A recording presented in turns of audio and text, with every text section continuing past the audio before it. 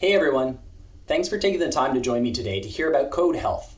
My name's Jason, but everybody knows me by my last name, Gedge. I'm a developer at Shopify. Shopify is a commerce platform for businesses of all shapes and sizes anywhere in the world. And you can probably guess that with that kind of a customer base, there's a lot of domain complexity. And you'd be right. We're located all around the world, but I have the pleasure of working from where it all started in Canada's lovely capital, Ottawa. But enough about me. We're here to learn about code health. So the way I see it, there are two kinds of people in this world. There are those who admit to contributing to the technical debt of the code bases they work in, and there are those who lie. Perhaps we embed our dependencies, coupling us to them when really we should have injected them. Or maybe we write a simple point class, but we're finding that our squared delta function isn't really adding value, so we decide to inline that computation. Oops, looks like we forgot to delete that squared delta function. So now we have some dead code floating around in our code base. This is imposter code that will potentially waste someone's time in the future when they need to understand this class. Or maybe you have some very large complex classes. What you see here is about 75% of a single file in the Rails codebase. There's a lot of great stuff in there, but it's hard for someone to enter such a file and maybe not feel a little frightened, or perhaps even a little sad about how much time they're going to have to spend to understand everything that's happening in this file. Now, I don't know about you, but I often cringe when I look back at some of the code I've had to write. Oftentimes, though, this debt isn't reckless. It's, features need to get shipped. Deadlines are approaching. We take shortcuts. That's okay. So what can we do? You're a busy developer, and you don't want to be spending too much time trying to find technical debt. What if I told you we could automate away your troubles? That'd be quite useful, wouldn't it? But before I show you how you can start going about doing so, let's learn a bit more about technical debt. To get us on the same page, let's try to define it. So it was first coined by Ward Cunningham in his '92 report on a portfolio management system for Ycash. So he relates it to financial debt. He says, shipping first-time code is like going into debt. A little debt speeds development so long as it gets paid back promptly with a rewrite. The danger occurs when debt is not repaid. Every minute spent on not quite right code counts as interest on that debt. Entire engineering organizations can be brought to a standstill under the debt load of an unconsolidated implementation, object-oriented or otherwise. Okay, so that's pretty heavy stuff. Let's boil it down to the essence. Let's define technical debt as code artifacts that impose additional cognitive effort when they need to be understood, extended, or modified. I want to call out some keywords here. When they need to be. If you're rarely touching some piece of code, why invest the time on it? Perhaps it is debt, but it's not debt that you're going to be paying frequent interest on. So you may also be wondering, additional cognitive effort compared to what? Well, ideal code, of course, but ideal code is hard to make, let alone define. So what we're going to do is try to compute this through some proxy metrics. Let's look at a few. Lines of code, although a poor one, could be a proxy metric. If you've ever opened up a very large file, there's a higher likelihood it takes a little more cognitive effort than a smaller file to understand. It makes sense. There's simply just more things to read. So what you see here is actually a zoomed out and partial viewing of one of Shopify's worst offenders. That being said, if you have a large file but it models something very simple, it's probably not too bad to understand. Conversely, if you have a small file and it has lots of magic numbers, deeply nested branching structures, and just lots of intricate conditionals, it may really take some time to understand that file. So another metric is cyclomatic complexity, which McCabe presented in his '76 book, Structure Testing. So this metric defines complexity as the number of different ways control can flow through your method. For example, if your function is a simple if-else, the cyclomatic complexity will be 2, because you either take the true branch or the false branch. Now, of course, I'm assuming there are no other branches in each of those. Yet another metric is lack of cohesion methods, introduced by Chidamber and Kemmerer's '94 paper, Metric Suite, a measurement theory perspective. The basic idea is that if a class has methods operating on disjoint sets of instance variables, those methods are less likely to be related. Hence, the class probably has more than one responsibility. And if that's the case, you may want to refactor that class into 2 or more classes. So these are just a few of the complexity metrics one could use to identify problem areas in a code base. And there are likely many more. I'm not going to touch on those. I just want to get you thinking about how you could start looking for complexity and technical debt in your own code bases. And remember, some complexity is inherent in everything we try to model. So try to understand what your baseline is, and don't waste time on that long tail of reducing it to that baseline. So, and just also as a reminder, and to stick to that financial analogy, know when it's worth it to pay down your principal. If you're rarely working on some piece of code, don't focus your effort there, because you're not going to build up a lot of interest. And I could go into a deeper discussion on technical debt, when we should address it, other kinds of technical debt, and so on. But my own interest is in automating away technical debt that may be unbeknownst to us. Before I dive into that, I also want to briefly talk about experimentation. So I often have these ideas for automation. Whenever I do, I always stage it as an experiment. And I see experimentation as an incredibly valuable thing to do. So you may have seen this before. When we start with any project, we start with as little knowledge as possible. But we likely have to make a lot of decisions right at the beginning of the project. Right about here is where we really like to be making most of our decisions. We have a lot of knowledge, but at this point we usually have fewer decisions to make. So what can we do? Well, I find time-boxed experimentation is a great way to adjust these curves. We delay our decisions, and we gain a lot of knowledge at the same time. So time-boxing is important here because you don't want to crawl out of your rabbit hole months later from your experiment and notice nobody needs your feature anymore. So it's good to time-box it to a very short time period. Remember, experiments are meant to be thrown away. We're just exploring an idea. Take all the shortcuts, make all the hacks. What we're trying to do is answer our questions as quickly as possible. This is not the time to make code so beautiful that Martin Fowler himself rings you up to congratulate you on a job well done. Okay, onwards to technical debt. So my first journey into technical debt automation was a script to find dead code. There are existing tools out there, but I wanted to learn a bit about static analysis in Ruby. I time-boxed an experiment for myself so I could create such a script in a day. Let's dive in. I started with 3 key objectives. First, I wanted to collect all the names of all the methods that were defined. Now, metaprogramming is going to make it exceptionally tough to get a comprehensive list, but that's okay. We're not aiming for perfection. Next, I would need to find potential function calls and collect those names. We'll later see how there are some non-obvious cases here.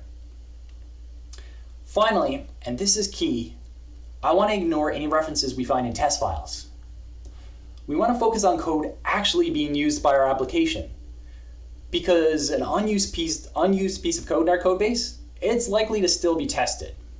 So let's sketch out what the pseudocode looks like for this in our Ruby code base. It's going to look a little something like this. We'll start out by parsing all of our files into abstract syntax trees, or ASTs for short. How exactly do we do that? Well, you have a few options. There are likely more, but I'm just going to highlight 3. So first we have the Parser gem, and it's written in pure Ruby. It has the benefit of being able to parse many different versions of Ruby code. But being pure Ruby, it's not the fastest option we have. I do want to call out one other cool thing though about the Parser gem, and that's that it comes with a super useful utility, Ruby Parse. It's a great tool where you can quickly visualize an AST for a statement.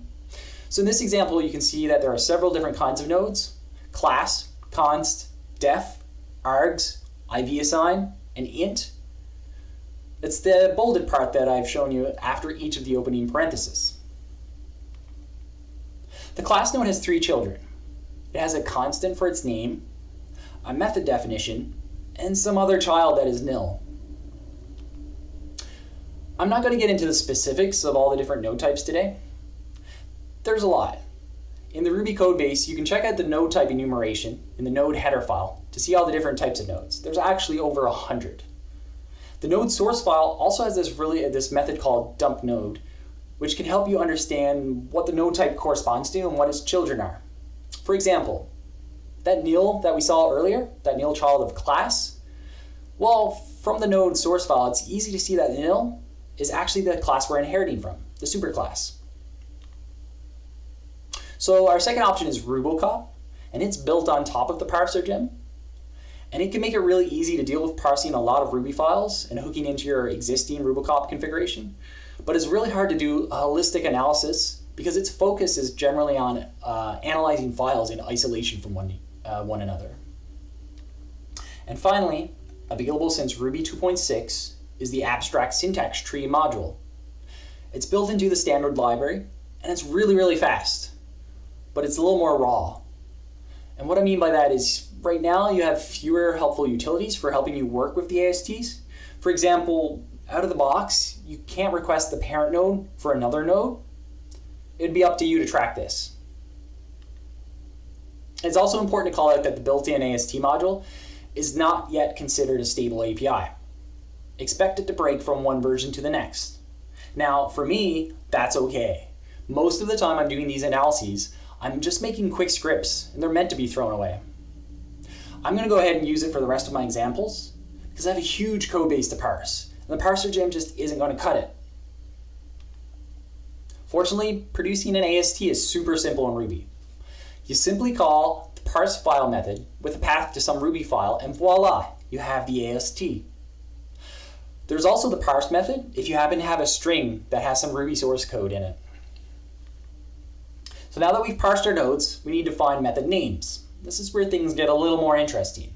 We have to traverse our AST to find all those definitions. Now, I find the easiest way to approach this is like with traversing any other tree, and that's recursion. Whenever we visit a node, we do some analysis on that node, and then we just recursively visit all of the children. So in Ruby, it's going to look a little something like this. If you remember from our Ruby parse example earlier, sometimes children are nil, and sometimes they're just literals. So what we're going to do is filter out anything that is a nil or isn't an actual node itself when we're walking through the tree. Next, we yield the node to the caller. This makes this function very reusable for any kind of processing we need. Finally, we're going to recursively walk through each child. There you have it. This little method is going to be very useful for traversing any AST, so keep this little snippet around whenever you're writing your own static analysis scripts. Great. Now we can add method names to our list. So here's what our walk block would look like using that walk function we just defined. So note the AST module in the standard library, it actually produces type names that are uppercased. The parser gem actually uses lowercase type names, so just to stay flexible between the two, I like to downcase the type. So method definitions, they have two different flavors. So the first is called defn, which is just a shortened form of definition. In this example, in this node, the first child is the name of the method. And I don't want to deal with whether or not we have strings or symbols in this name, so I just always convert it to a string. And then we go ahead and we add that name to our definitions list. So the next is defs, where S stands for singleton. It's when we define a method on the singleton class for some instance variable. In this case, the first child is actually the instance that's going to receive that definition. So the name is found in the second child. Remember, if you want to kind of understand what this looks like and how it works, use Ruby parse. It's great for quickly understanding what kinds of nodes and children we have and all these things. And there we have it. We can now collect our method definitions. And we could go even deeper. We could attempt to parse method definitions from nodes that represent module eval, or maybe calls to define method, but I decided to keep it simple. Remember, perfection is the enemy of progress. So what's next? Well, now we need to collect our method calls. So first, we want to avoid test files. I use a simple heuristic of checking each file path to see if it ends with _test.rb. And it all depends on what your files are. If everything is in a test or spec directory, we could just filter those out or just not analyze them at all, but I decided to take this approach. Next, we walk the tree and collect anything that could potentially be a function call. So we're still going to use our walk function, but this time we have a few more cases to consider. First, the simplest call type is when there's no receiver. For those cases, we have either an fcall when there are arguments, or a vcall when there are none. Next, when there's a receiver, we could have a call node, or if we happen to be using the safe navigation operator, we'll have a queue call. And finally, this is the trickiest bit. Perhaps we dynamically call a function. So that could happen if we use, for example, send or public send. It may happen indirectly when we use a symbol as a reference to a function in an active record callback, or if we just use it as a shorthand for a block. Regardless of how, we often use literals, strings, or symbols to reference a function name. So it's important to collect those. So now that we've parsed all of our files and we've collected everything, we'll simply remove all references from the set of method definitions, and voila! What we're left with is actually a set of functions that are potentially unused. It's important to call it potentially here. There's going to be a lot of false positives. For example, lots of methods could be called indirectly by a framework we're using. At this point, I find just hard coding a few rules can be really useful. For example, if the method is named in a way that makes it appear to be a callback, there's a good chance it's being called from some code outside of the codebase. So let's ignore those. I've put together a fully featured script here. Feel free to download it and give it a try on your own codebase. It emits a CSV file that shows all the method definitions, the path to the file where they were defined, and whether or not the method was referenced outside of a test. So I downloaded the discourse codebase and I ran this tool on it, and it looks a little like this. So some of these methods are likely called because they look so much like each other. For example, all of these methods prefixed with can underscore. Well, I dug a little deeper and found they are actually referenced and called through some method missing magic. So let's write a rule to filter those out. We're also going to filter out controller methods because they're often called indirectly through our routes file. And then there are some other calls that are made in herb templates. So what I'm going to do is I'm actually going to execute my script with bin Rails, and that'll allow us to parse herb templates. There, a little lighter with those few rules. Now there's still a lot, but when I grabbed the codebase for all topic search, I actually found no results. Now I don't know much about the discourse codebase, so maybe this function is intended to be used by plugins, or is used indirectly in some manner. But it's a potentially good first candidate for removal, assuming it wasn't. And that's how we can use static analysis to find some candidate functions for removal. So let's switch it up. Any Star Wars fans out there? If so, you may recognize this iconic space station, the Death Star. Sandy Metz coined the concept of a Death Star in a codebase. It's a file or class of high complexity and high churn. Now, if you remember from earlier, we had some complexity metrics or some proxies for complexity, so I'm not going to get into that. Churn, though, is how frequently the file or class changes. So you're thinking, a complex file that changes frequently? Sounds like you're asking for a lot of trouble if that's floating around in your codebase. But I bet every one of you watching can quickly identify in your head the Death Star in your own codebase. We care deeply about these classes, but are often too afraid to dive in and do anything about them, because they're often far too risky to change, or maybe they're just too complex and we're just afraid of it. Unfortunately, there's no exhaust vent that we can dive into and quickly eliminate this beast. But fret not, my fellow Rubyists. In the darkness of space, or our codebase, we can find them. No false moons are going to hide from us. Let's dig in. So what do we need? Well, first we're going to have to compute some kind of complexity measure, or some kind of proxy for it like we saw earlier. Second, we'll just need to figure out a file's churn. Put the two together, voila. For complexity, I'm going to use an existing tool instead of building my own. So the Seattle Ruby Brigade has this great tool called Flog. It uses an ABC calculation. A is for assignments, B is for branches, like an if statement, and C is for calls. Flog then simply assigns some scores to each of those and sums them up. Here's what it looks like when we run Flog on Action Dispatch's mapper class. It's a large file, hence why it has a large Flog total of a little over 1,300. To To put it into comparison, the total score for a small, simple file is typically in the low hundreds, with a method average of around 5 or 6. Whereas here, the method average is actually still close to 9. So we have some complexity in here, given this metric. So that's how we could potentially get complexity. And it's not necessarily a perfect measure of complexity, but it's somewhere to start. And you can probably see that it wouldn't be too difficult actually to calculate this ourselves, given our newfound static analysis knowledge. Maybe even add a little extra to it. Now, next the fun bit, churn. It leads me to another data source that I find fascinating to dig into, and that's Git history. We could start off by inspecting the history of a single file using the log command of Git. So we get all these log entries. And I noticed how every change just has this commit line associated with it. What if we just counted the number of those lines? Well, it looks like it probably changed about 7 times in the last 6 months. So even though this file may be high complexity, it doesn't change a lot. So maybe everything is stabilized and it's not too concerning. Still, what we're looking for is the worst offender in our codebase. Running this command on every file is perhaps not the most efficient thing we can do. Maybe can we do better? Well, in this case, actually, we don't have to do anything fancy. We can still just use git log. We simply request the names of the files that changed using name only flag.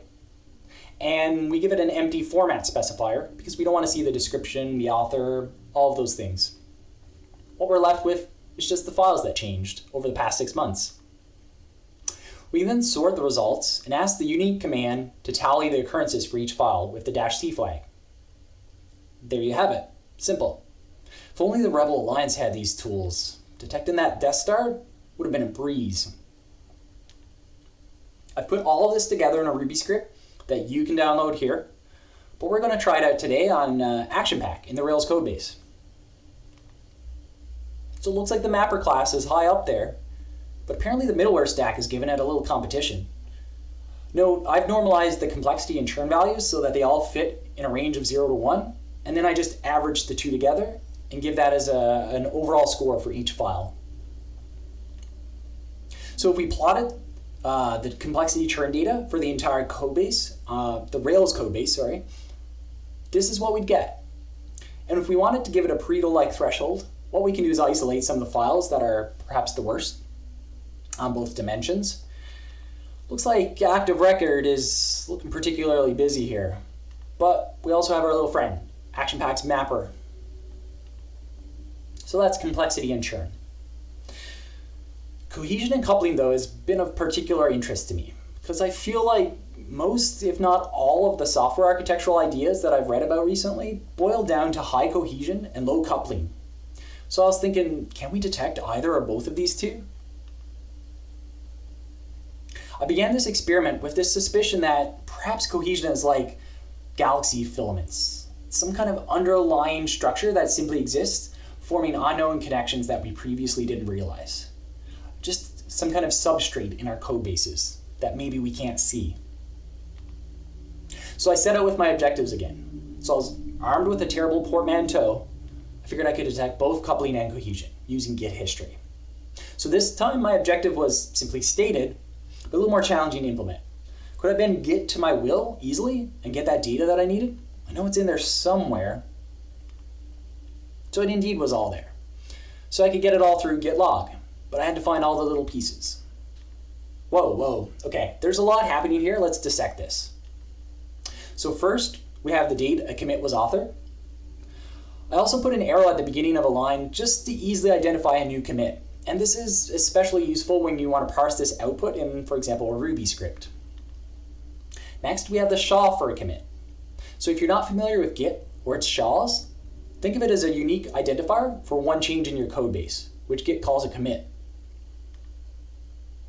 After that, we have one or more SHAs. Each of these SHAs is a parent of the commit. So you're typically going to see one or two parents. For example, suppose we have our master branch. So now we want to branch from master and create a new commit.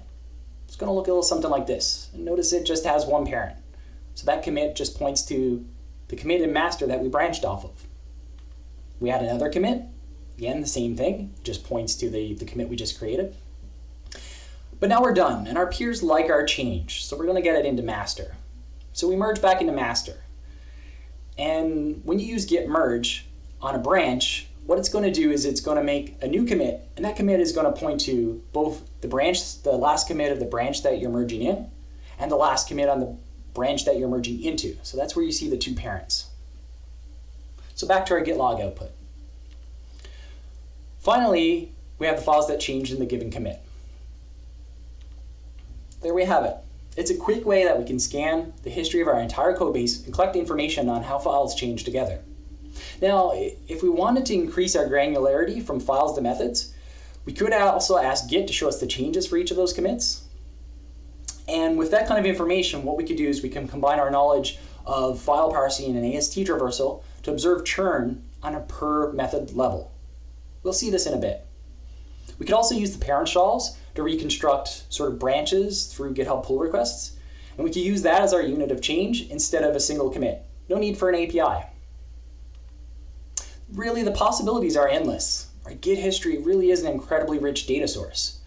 And I highly encourage you to think about writing great commit messages, because not only would you delight your colleagues with those, you might also be able to bury some interesting data in there for future extraction. Here's a link to the script that I used to find cohesive changes in a code base on the granularity of a method. Let's try it out. So when you run it on a file, which we'll call the target file, it's going to collect changes over pull requests. Now, again, this assumes you use merge commits from GitHub. So for each change, you're going to see three things. First, it's the GitHub pull request URL. Now, I cheated here. I actually just hard-coded the GitHub base URL into the script. I really should have asked Git for the remote and parsed it the URL. But the pull request number I actually could easily pull out of the merge commit description because it's a standardized format, unless somebody changes it. Next, we see the methods that changed in the target file. So how exactly can we get the methods that changed in a Git commit? Well, that's where you can use git diff. I'm just going to opt for a short one-line header with the format flag, and I don't need any contextual information around my changes. So I'm going to set the unified flag to 0. So when we run this against a Rails stall, get a little something like this. Now there are two pieces of information here. The first is the file information. So if you're modifying a file, both the removals file and the additions file will have the same name. But if you rename the file, these could be different. Second, we have the actual change information, which we like to call a hunk. Now you may have more than one of these per file. The first part of the hunk are the line numbers where our changes are happening. The one with the minus sign is the line number where the removals were made in the removals file, which we just saw. The one with the plus sign is the line where the additions begin in the additions file. The second part of the hunk are just the changes themselves, the additions and the removals. If more than one line was removed or added, the line number will be followed by a comma and the number of additions or removals. If you don't have a comma, it just defaults to 1. So in this case, we can see that this hunk removed one line on line 406 because there's no comma with a number. But we added 12 lines also at line 406. And if we were to look at mapper.rb at the same git shaw, what we could do is we could map this line number where we added the new code, and we could map that line number to a method definition, a method body, using what we learned from our static analysis AST traversals.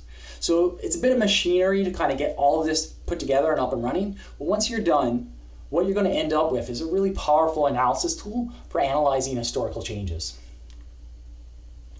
Finally, the last part of our cohesion script shows all of the other methods that change in the same PR, so the things not in the target file. And we use the exact same technique to find these methods. We can then collect that data and graph it with our favorite graph visualization tool. Personally, I like to use GraphViz, mainly because it has a simple plain text format. Here what we can see is what other sort of classes and methods change when an active record transactions method itself, colored in blue, was also changed. You can see interesting things like trigger transactional callbacks was also changed alongside the class touch later. Now, I don't know much about this code base, so maybe it makes sense that those two changed together. What's also interesting is restore transaction record state seems to be changed with a lot of different things. Now, this could imply a couple of things. It could imply high coupling or low cohesion, which is what we're trying to detect, but it could also be a false positive result. So if you made a large stylistic change, or even a small one, and you applied that to your code base, then these things being changed together was purely incidental. Now, regardless of why, it's going to be hard to say from just this data alone. So for now, what I'm going to do is just keep using humans to make architectural improvements. We can also just graph how the files change together in a large code base. You get a little something like this from Shopify's core monolith when you look back over the past 3 months. It's not even the complete picture. It's quite gnarly, I know, but overall, files in the same namespace are clustering together. And that means that they're changing together more often than they are changing with other different namespaces. And that's a good thing. And that's it. I hope you enjoyed my eccentric exploration of static analysis in the context of technical debt and code health. And I know I promised automating away our job of finding technical debt. It's a tough problem, and we still need humans to help us out. What we can do is assist ourselves, though, in that discovery of technical debt. And we do that by reducing the scope of what we need to inspect. Maybe even automate away the work itself. And I think that's a net positive. Thanks for listening.